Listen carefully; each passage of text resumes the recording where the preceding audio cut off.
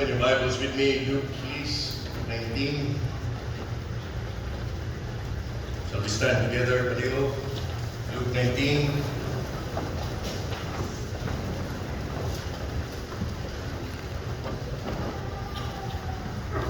Luke 19, verses 11 until verse number 27. Basahan lang natin ng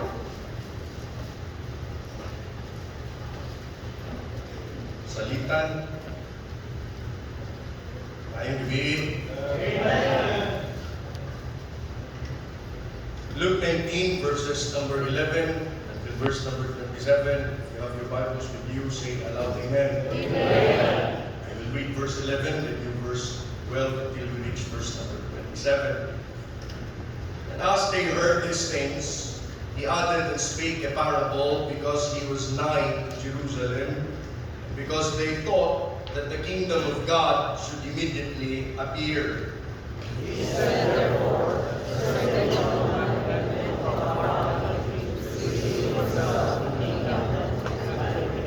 and he called his 10 servants, and delivered them 10 pounds, and said unto them, Occupy till I come.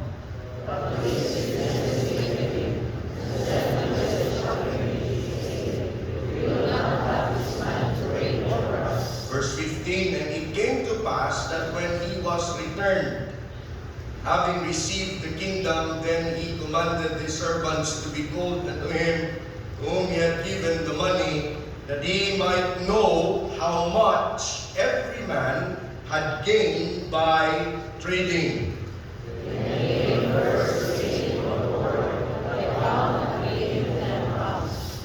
And he said unto him, Well, thou good servant, because thou hast been faithful in a very little, have thou authority over 10 cities.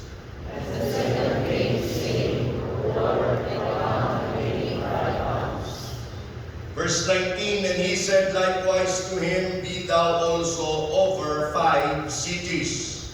And another came, saying, Lord, behold, here is the pound, which I have laid out in the money. For I feared thee, because thou art an austere man.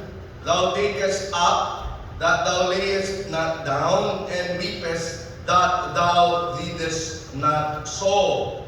And he said unto him, How can I know how will I judge thee?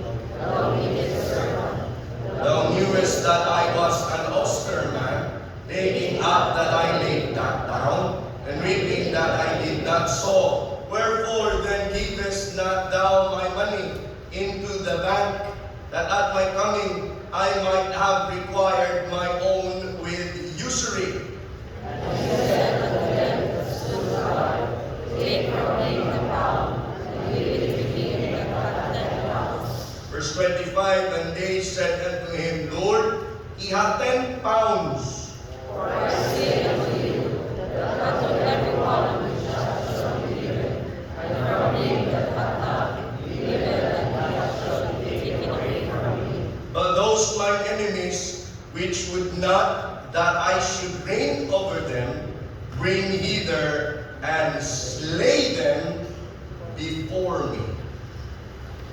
Let me speak on this subject, occupy till I come, or use your resources well before the final audit.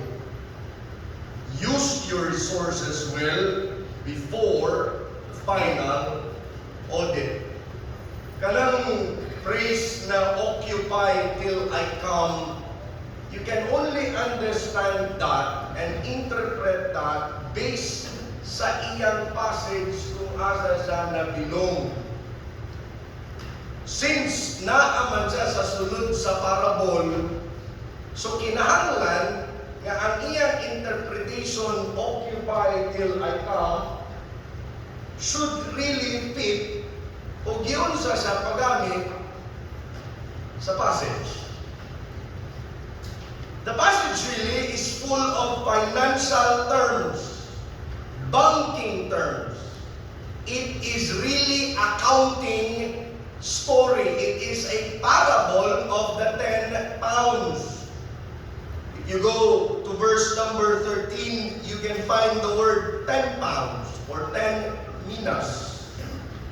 Then in verse number 15, you can find the word money. In verse number 15, still last word, you can find the word trading. The word trading is not a new word.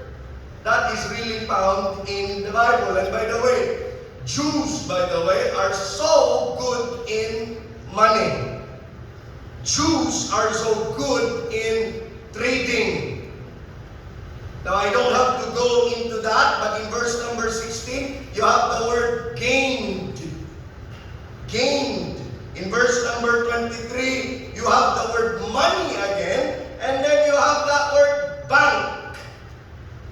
You have that word bank, and then the last word there is what? Usury. So see, that passage really must be interpreted based upon how those words are really used. Occupied till I come, I have heard a lot about it, but you have to be very careful because it's not about giving really. Let me speak on this subject. Use your resources well before the final audit. Father, this evening, we beg for mercy and grace because we cannot really do this without your help. Yes, I pray, dear Father, na sa among Ginoong pagtuon sa imong nga pulong, may we have the highest awe. Taas kaayo nga pagtahod sa imong nga pulong. That as a preacher, my greatest fear is not really speaking to empty chairs, but my greatest fear really is preaching out of context. Help us, Father, to always be faithful sa text. Kung ano man ang meron na sa verse, mauragit ni ang among Ginoo nga hisgutan. Words in my mouth na maging blessing o makatabang sa pag-explain sa imong Ginoong kamatuoran that is already laid here. Pero pug niya nga kung mga babag una-una to speak those things that are really unnecessary o walay labot. Oh Father, just give us clarity and faithfulness to the text. Oh, bless the church. Bless the man of God. Nga mao Ginoo ay nagapangulo o sa iyang pamilya nga nagapaluyo. And those faithful members, Father, ikaw Ginoo patayon nga magalingon kanila. Oh Father, forgive us of our sins. This we pray in Jesus' name. Amen.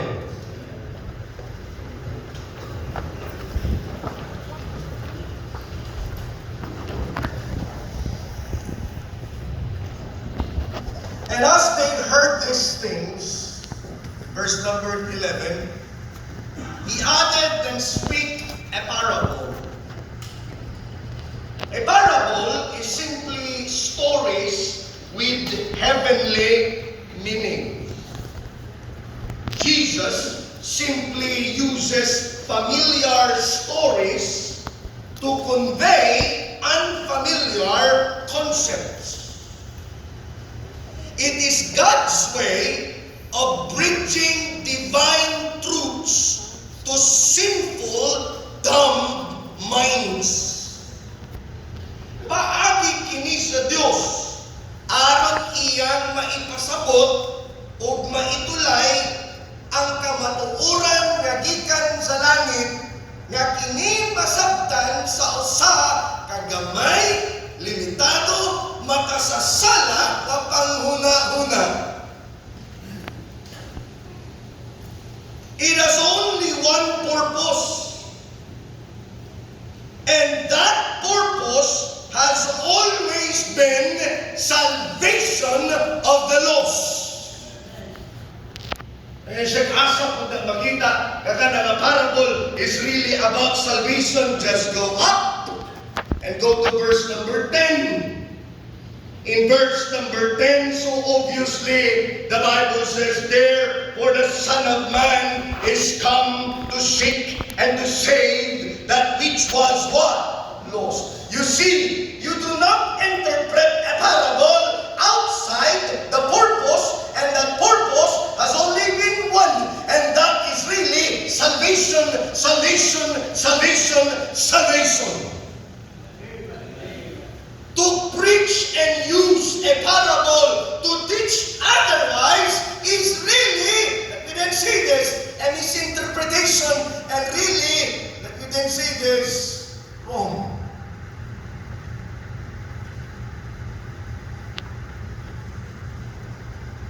In verse number 11, because he was nigh to Jerusalem, and because they thought that the kingdom of God should immediately appear, the Jews, ang audience ni Jesus, ang hearers sa story, kinahanglan kayo nga masabtan nila o kung sa bagay ang tumong o tuyo ni Ginoong Jesucristo, yang sigay mo adto padulong sa Jerusalem. And the story really goes like this. Verse number 12, the Bible says, and he said therefore, a certain nobleman, an aristocrat, a rich na tao, a nobleman went into a far country to receive for himself a kingdom and to return. Now that is a thesis, by the way.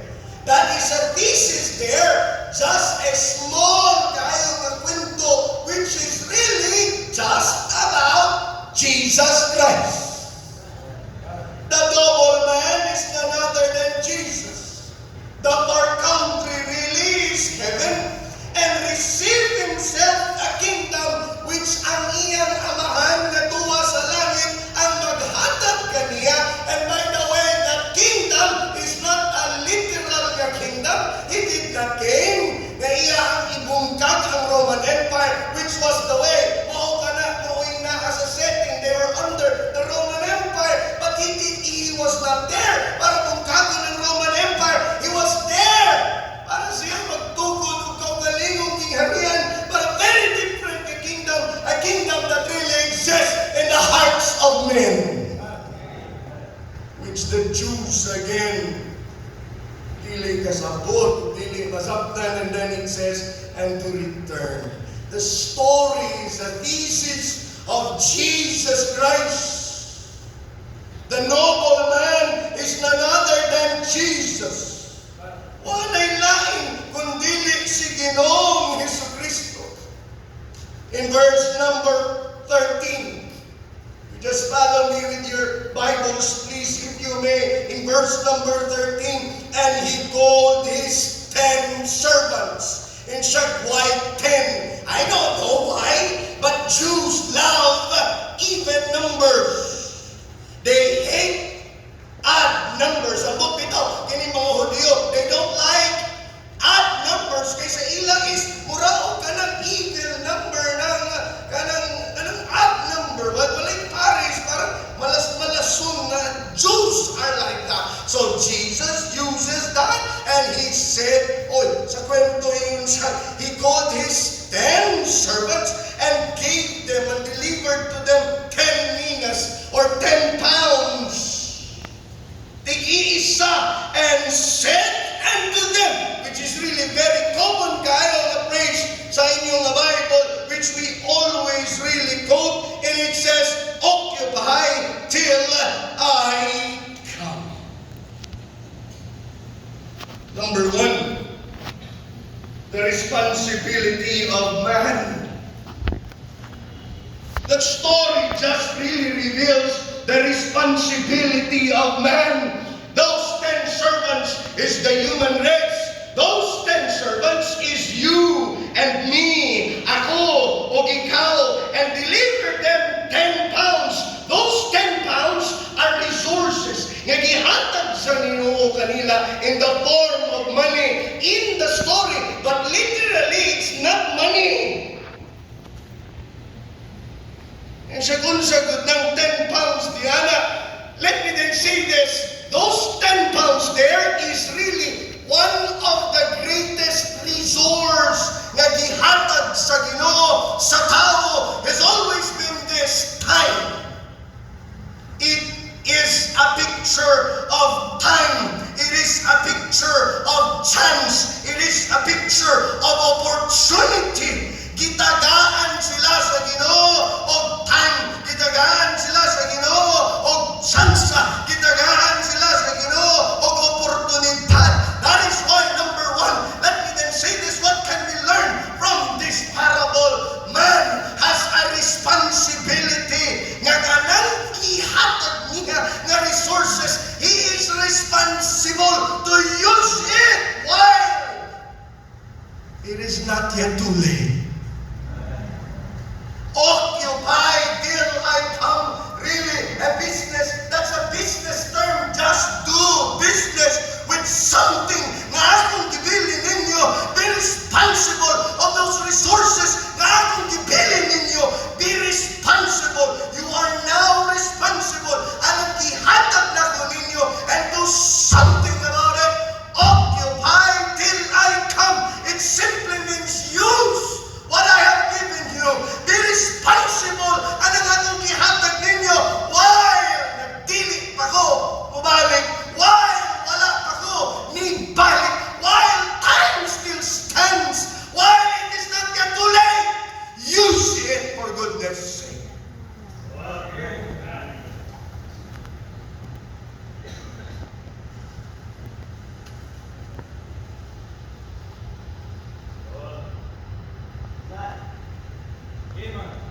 We pay bills every month. Abang na kamo, naka-aircon kayo. Hindot ting magpanindot, no? But it is expensive. Tanaw mo sa inyo ang decorations. Hindot magpanindot, but again, it is costly. When we pay bills, dunay due date. Pag-apas na sa due date. Likewise, ang tao dunay due date, ug ang due date mao kanang pagbalik sa Ginoo. Man has a responsibility to do business before the due date. Man must pay his bills, must settle the score before the due date. Make use of what God has given him. What is that? Opportunity. Kung ikaw dili luwas, ang imong number one resource is time. Time! Use it. Opportunity. Use it. Chance. Use it. Use it for what? Use it to know Jesus Christ. Kung dili ka luwas, pero pag ikaw luwas, then that same, listen to me, that same privilege, that same resource, since the church lives side by side with man, so by default, ang simbahan ay binigyan din ng kasa o pribilehiyo o ganang oportunidad o tsansa. Listen to me and listen very carefully. Kung hindi natin gagamitin yan, then what are we going to do with that chance and opportunity? Nagihatag sa Ginoo before Jesus will really come. Are we going to squander it just like the Jews did? Are we going to waste all of those resources at hindi natin gagamitin sa maayos and squander it until Jesus will arrive? Occupy till I come. Many cannot really understand it. But it simply means do something about the money, do something about the opportunity, do something about the chance, do something about the time, do something about it. Gihatag na nako, do something about it. Be responsible for the time I have given you before I will return. You have that responsibility. We have that responsibility. Secondly, the reception of the lost. Not only the responsibility of every man, but also the reception of the lost. Go to verse number 13. And he called his, go to verse number 14, sorry. In verse number 14, but his citizens what? Hated him. Now, then let me then say this, huwag na natin patagalin ito, and let's call it what it is. You have to understand na ang mensahe natong mga Kristiyano has always been about Jesus, dili ba? And let me be frank and say this, that when you talk about Jesus, that's not a friendly na message. Sa kamukang mga Baptist, nakaka-offend kayo. Of course, nakaka-offend because ang gospel nakaka-offend. Pagsabihan mo ang tao na siya'y makasalanan, sabihan mo ang tao na niya padulong sa impyerno, sabihan mo ang tao wala kay mabuhat sa imong kalag, dili ba na nakaka-offend? We get that reception all the time, and that is not really new, but his citizens hated him, of course. Kaya nga pag naghatag trucks, pag nagwalit na sa pulong sa Ginoo, pag nag-knocking on doors, when we invite them, they hate our message. They hate our message. Di sila ganahan sa atong mensahe. Di sila ganahan sa atong gospel. And don't be surprised, they hate Jesus. Nung siya'y nasa kalimbutan, there was no open arms na nitagpo kaniya. He was really hated.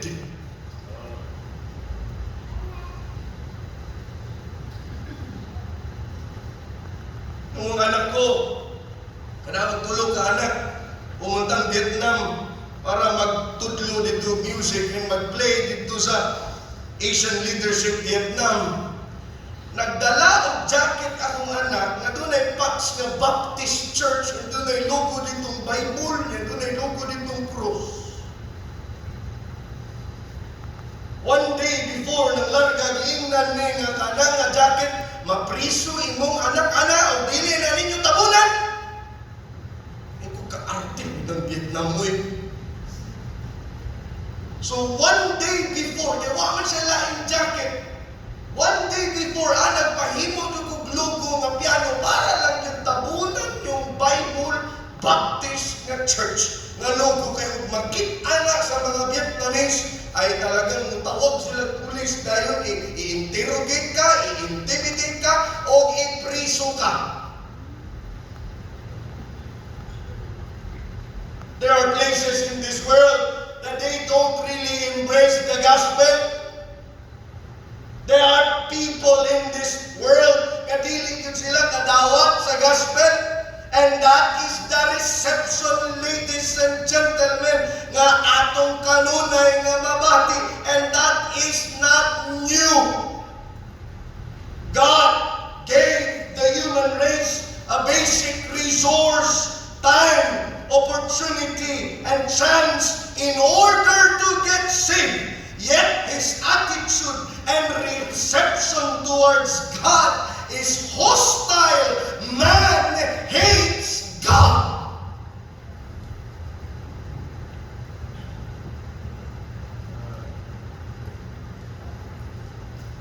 Binigyan kita ng tsansang masay. What did you do? You squandered it. When you were small, somebody ang nagbilat imo kay nagtudlo og extension classes. Nung ikay maliit, tinuruan ka ng Bible verses, tinuruan ka ng Bible songs, kipakilala ka kay Jesus Christ when you were small. That was again a pound, Nina. It is a resource, an opportunity, and a chance. Pero gayaga-yaga ka lang. What did you do? Nung ikay naging elementary, somebody want you. Listen to me. Dalon ka sa DBBS. O, nitunong ka dito, pero wag ka maminaw. Kaya niyong gusto Diyos raman upan.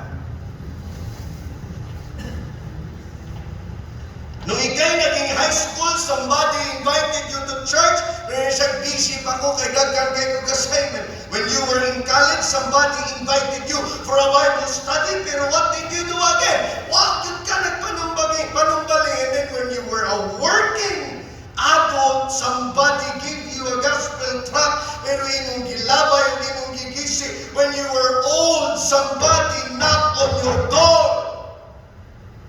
Ilan bang perang binigay sa iyo? Ilan bang tsansa ang binigay sa iyo?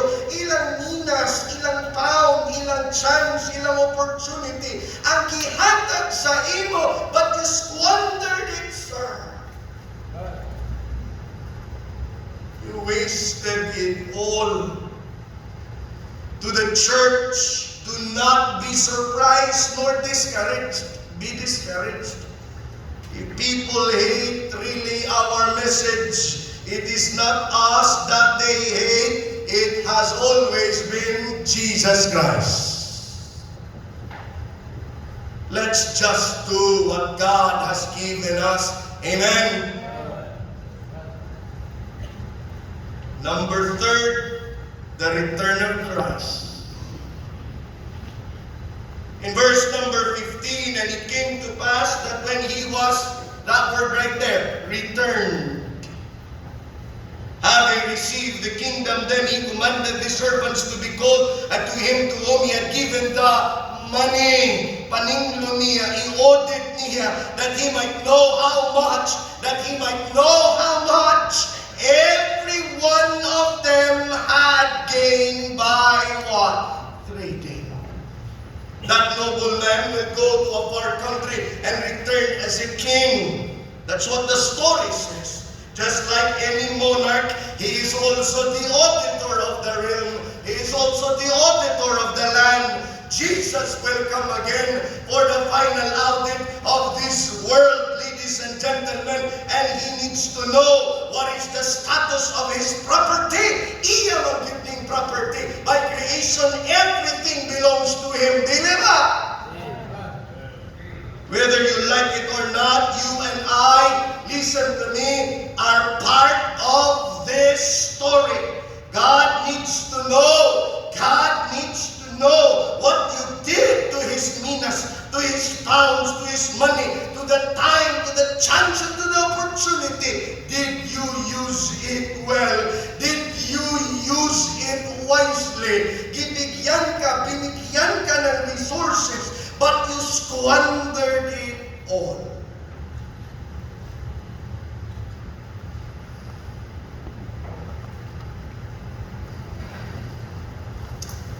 Kung mga lalaki, kita magpa-alot ng yuta ako nagpa-alot ko every, wala, biling.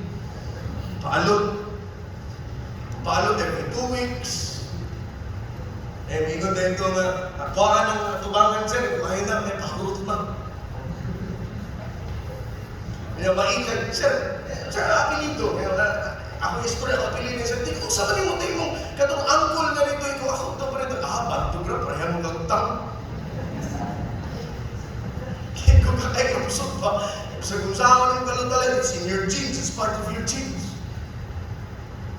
Alam ito, magpaalot ka, mingon din ang barbero nga, tepa sa sila, magawa sa pertahan, himan-himan madihay kay, magawa sa pertahan kay nailinding agent na ningil niya.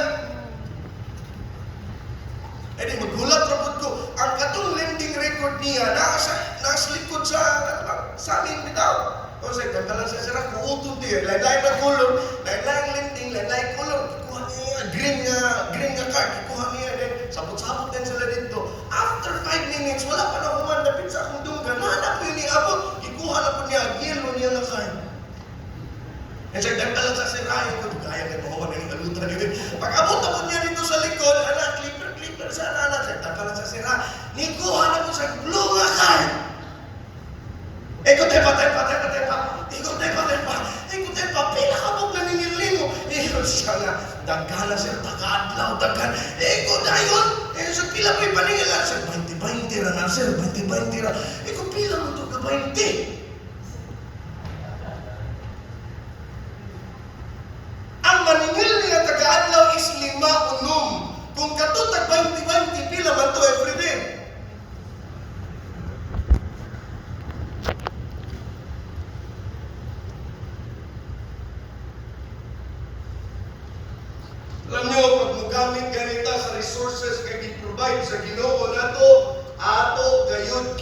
gamiton sa sakto nga paagi. Amen ba? Everything we have, every resources we have is a privilege nga gihatag sa Ginoo. Do not squander it. Use it for God's honor and for God's glory. Amen. Yung mga anak natin, hindi atin yan. Ibigay natin yan sa Panginoon. Ipaggamit nato sa ministry. Ihatag nato sa buluhaton. Let those resources be used for God's glory. Kayo paningon ganita sa lending office. Oh my goodness, really. Unsa may atong istorya, balik lang sa kewa pa yanin.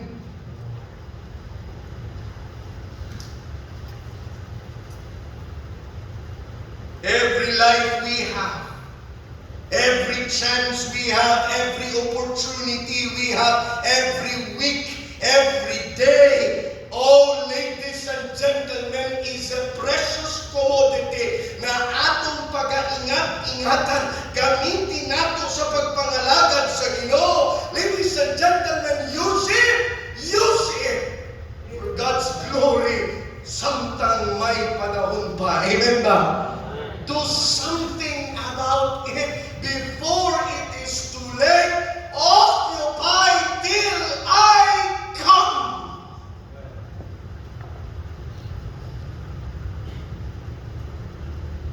Mubalik na yun siya. And pag-baptist ganing nga church, ang Baptist Youth nga church is a very well-informed nga church. Kaya kung ang Baptist ganit na church kulang ganit sa panabot patungkol sa pagbalik sa Ginoo, murag ang unang problema ana ang pastor yun.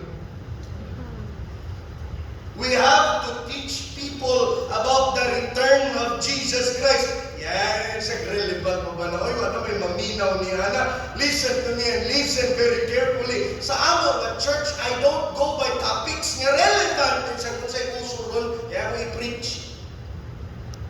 Unsay popular nga idea yun kaya ako i-preach. Unsa may idea nga murag sikat rong bulana or next week pagkaha, and then let's preach about that. Anong issue ngayon? I don't do that. Sa ako I don't do that. Since I became the pastor of my dad's church, I has always been preaching verse by verse. O kung sa gani verse, anang na-assign, anang Domingguha, ora kunay akong iwali, o mahumana sa sumpay pagkasunod Domingo. Oh my goodness, praise the Lord. Karong Domingo, Hebrews 11 na biyami, nagsugod mig Hebrews last year pa.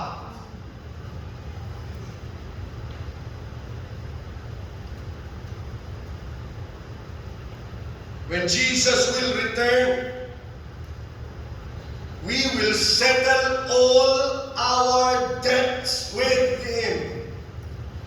You can't escape it. Be sure you have used your time properly, chances properly, opportunity properly, and let me be clear. If you are unsaved, use that opportunity to be saved. But if you are saved already, use that opportunity to serve. Number 4, the rewards of grace.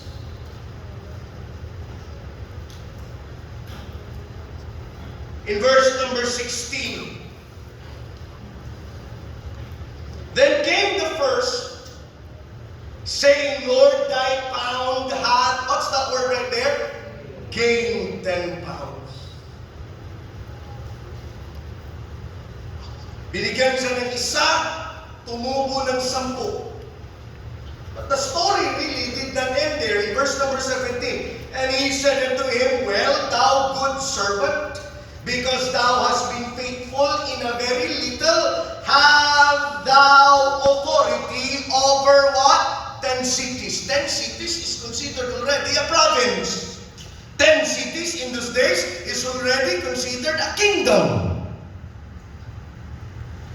Isang pound, naging 10, at because naging 10, mas tumubo pa ng kalaki-laki, and he gained what? Not just a pound, he gained what?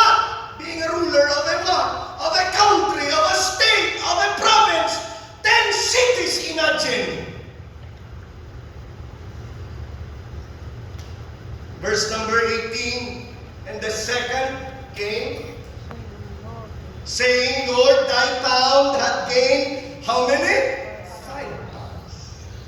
In verse number 19, and he said likewise to him, be thou also over how many cities? 5. Now listen to me, listen very carefully. It said, asa man ang grace, Iana. That's how grace operates, by the way. That's how grace operates. Why? Because grace really is lavish. Grace really rewards you marvelously. It gives you something you don't deserve.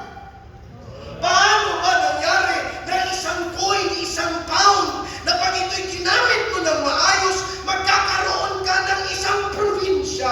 Parang exaggerated naman yan, masyado. Gituyot na ni Jesus really to teach us about grace. That's not about giving.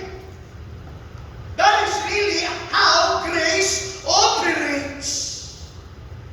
Huwag yun ni mo dama na katong isa at sansa nga imong gigamit na sakto, nga imong gigitawat si Jesus Christ. Oh my goodness, ang mahimong resulta ni ato, gingharian, probinsya, 10 na syudad na binigay ng Diyos sa'yo. I don't deserve it. Yes, you don't. Because He was simply teaching us what? Grace.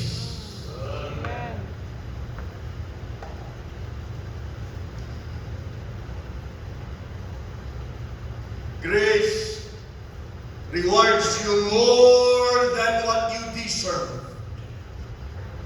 Grace is lavish. It is magnanimous. It is really beyond us na kayang ibigay ng Diyos ang 10 syudad na kahit yung 1 pound lang ginamit mo ng maayos. Oh, what a story, what a story. Binigyan lang ka ng isa kasing silyo, pero naging 10 at ito'y nagbunga ng pila ka syudad. Imagine that, pila man nakapilo. How much coins can you find in one city? How much more can you find in 10 cities? God can give you more. That's what the verse is saying. And the only explanation for that is grace again. O ang mga naminaw sa story ni Jesus, nagsika ilang mga mata. Ha? Really? That's what? Kanang reward na gihatag sa noble? Ka-imposible po niya na, oy. Pero ang kalawasan igsoon, pag kinimulihok sa kasing-kasing kinabuhi sa tao, ang grasya igsoon, di gayud ka na masabtan, but it's real, it's there, and it really comes from God. We don't deserve it, but it's real. Number 5, the rejection of salvation. In verse number 20, and another came,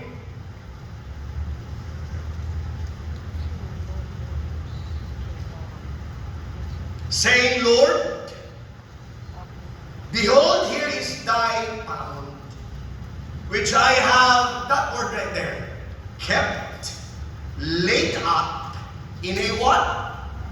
Yamin nung giputos, o iyamin nung gitaguan, o iyamin nung gilubong. Why would you put it in a napkin? Because nga, imong ilubong.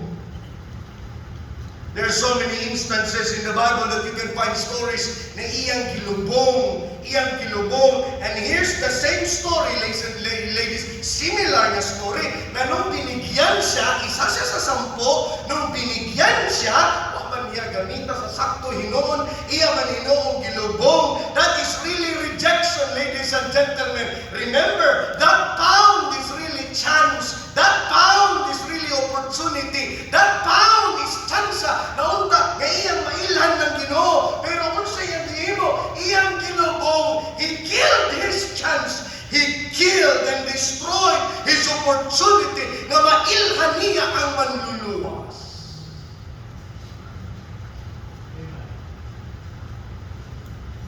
That is really a simple explanation of rejection. Iyang gisalikway si Ginoong Jesucristo. Occupy till I come was not really just given to the church. You can use it whatever you want, but be careful because that word occupy till I come was really given to the unbelievers. It was addressed to the Jews, those Jews who keep on rejecting Jesus Christ.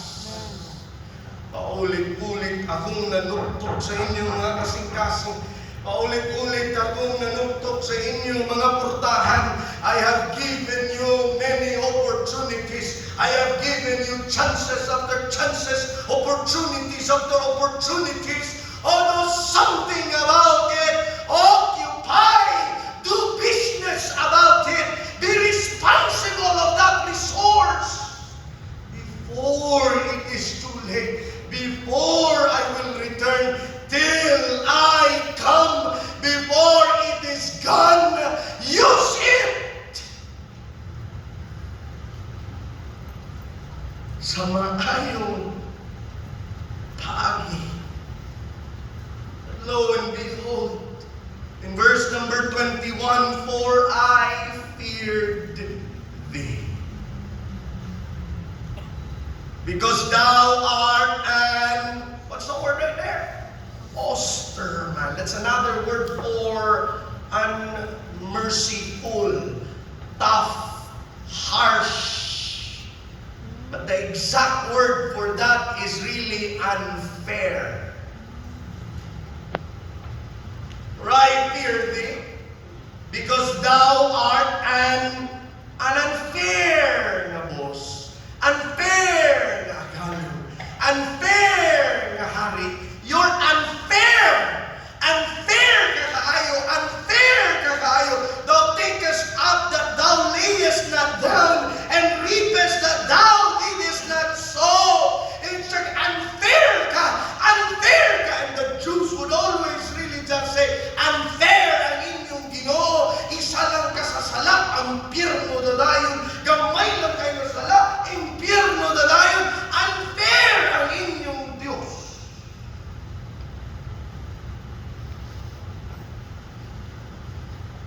Ladies and gentlemen, this is a guy na wala nagidlain siyang ginahuna-huna, kundili unfair ang iyang agalon. You see, in terms of salvation, we do not really ask for fairness.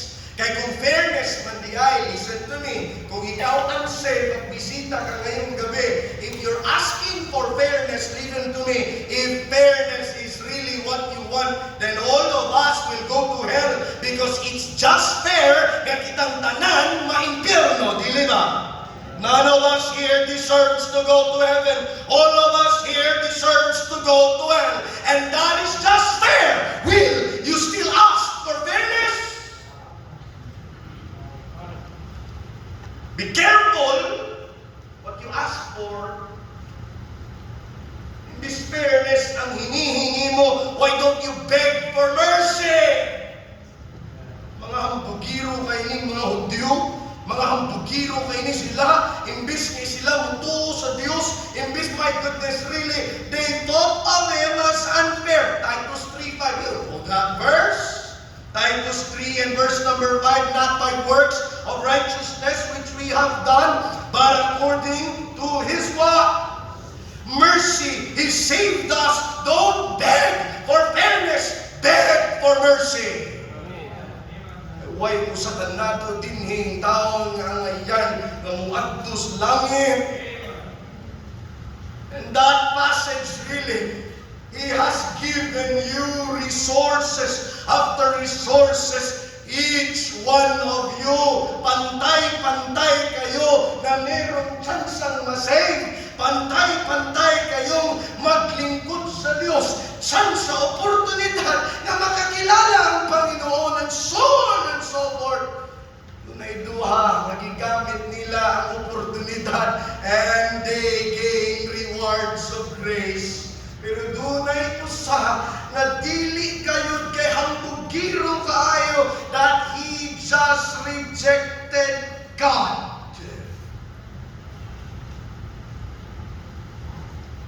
Burying his opportunity, destroying his chance, hiding the only chance nga naunta siya para siya makaadto sa langit, but you buried it.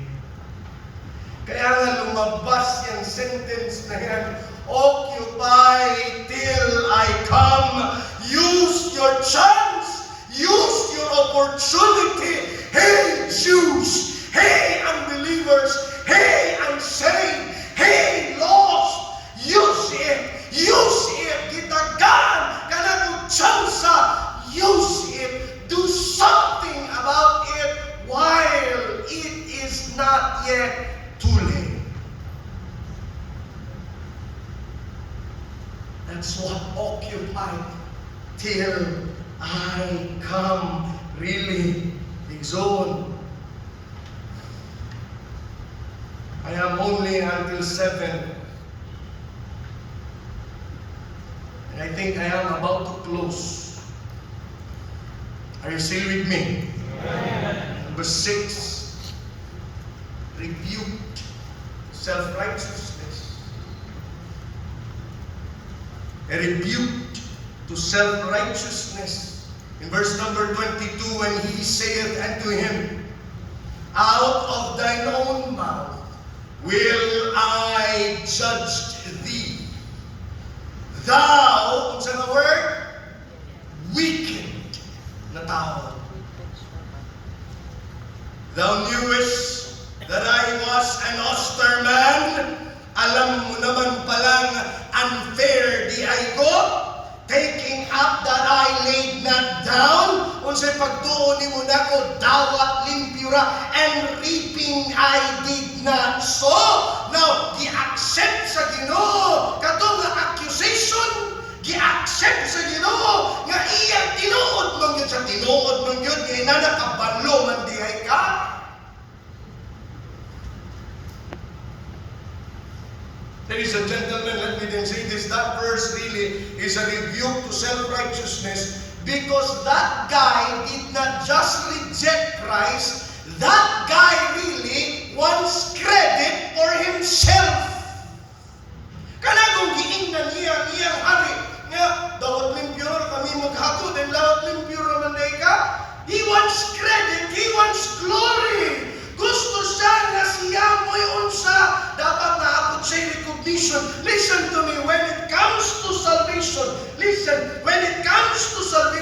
the moment that you want credit, the moment na ako maggunang paagi, ako maggunang paningkamot, that's really something that you should understand that is really trying to grab credit nga dili angay kanimo. Remember this, God do not share glory to anybody. Especially when it comes to salvation, wala gyud gihimo ang tao, kundi iko lamang gyud nga siya ning dawat kang Ginoong Hesukristo. Ladies and gentlemen, ingon ang nobleman, ako na tanan kay ako man gyud ang tagiya niya na wala gyud kredito nga ibalik nimo even a recognition because everything I did and possess. When it comes to salvation, zero gyud ang contribution sa tao, ang iya alang na contribute ang iyang sala. Tanan in taon gilukat sa atong Ginoo. That is why in verse number 23, yun sa kapalo man di ay ka. Go to verse number 23, wherefore then gavest not thou my money into the bank, that at my coming I might have required my own with what? Usually, look at me now, just in background. Did you realize that kanang banking is already very vibrant in the day of Jesus Christ? Ang economy ng Judea Samaria during the days of Jesus Christ was very vibrant. They have one of the best banking systems in those days. Kanang Europe, wala ra na. Kano saan ang galing nabuhi ang Europe sa banking? If you're going to have if you're going to review your history, the Rothschilds, who are they, by the way? They were Jews. Abing, they were what? Into banking again. It's a long rabbit to chase, but let me say this, ang mga Hudyo magaling sa bangko-bangko, magaling sa lending-lending, magaling sila sa pera-pera, and 2,000 years ago, Jesus used it in His stories.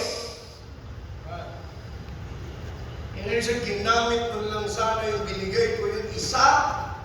Kabalo man di kay bangisog ko, kabalo man di kay ako nagwaong tanan kay ako ama na, walay mabiling sa imo. And then iyon sa imo na ako tanan giadto dito o gigamit sa tarong nga paagi. Ladies and gentlemen, kana bitong tagaan pa sa Ginoo bitaw resources ato yung gamiton para niya. Amen ba? Kung tagaan kaniyang talento, use it.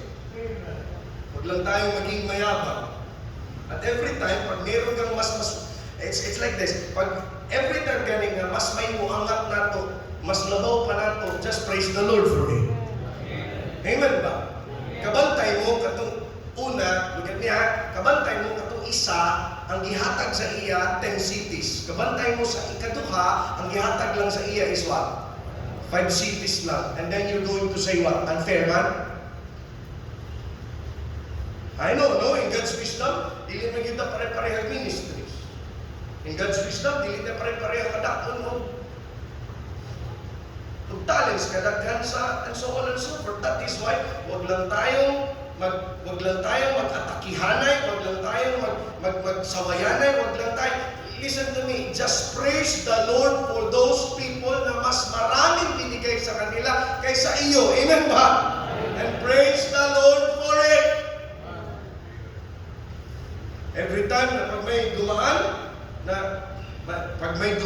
na mas malaking sasakyan kaysa iyo, praise the Lord, mas malaki naman ang gastos mo. Anak na lang kung nawin. May ang sasakyan na niya, may sasakyan na praise the Lord, gamay na gastosan eh. Gamay sakyanan, gamay klikid, gamay gasto, dili ba, amen? Gamay, wala pang sakay.